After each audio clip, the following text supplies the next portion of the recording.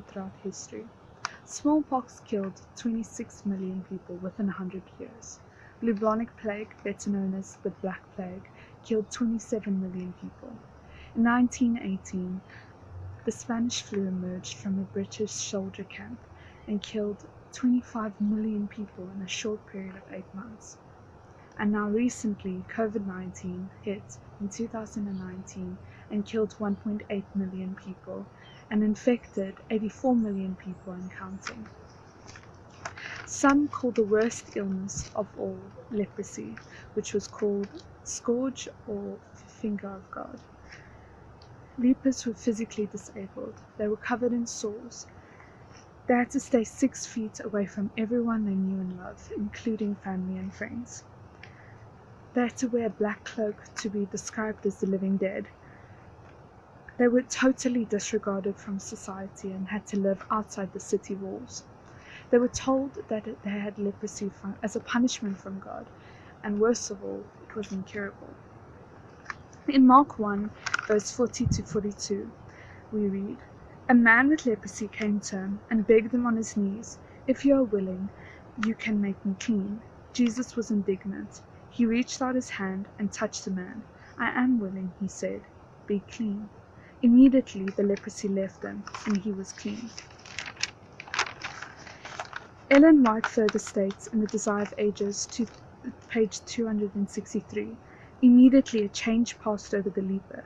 His flesh became healthy, the nerves sensitive, the muscles firm, the rough scaly surface peculiar to leprosy disappeared, and a soft glow, like a healthy skin of a child, took its place." Now this is so amazing to me because Jesus knew all the precautions. He knew that if he even touched a leper, he would be considered as unclean, or he might have gotten leprosy himself. But he still took that step, touched him, and cleansed him. In The Desire of Ages, page 266, Ellen White describes sin as a symbol of leprosy. The work of Christ, cleansing the leper from his terrible disease, is an illustration of his work in cleansing the soul from sin. Its deadly poison permeated his whole body. The disciples sought to prevent their master from touching him, for if he touched the leper, he would make himself unclean. But in laying his hand on the leper, Jesus received no defilement. His voice imparted life. The leprosy was cleansed. Thus, it is with the leprosy of sin, deep-rooted, deadly, and impossible to be cleansed by human power. There's further comparison of leprosy to sin. Leprosy initiates an imperceptible manner. Just as Adam and Eve didn't know that a simple decision in the Garden of Eden would change the lives of generations forever. Leprosy is inherited, just as we are all born sinners. Leprosy expands in a rapid manner, just as sin expands in the soul. Lastly, leprosy is highly infectious.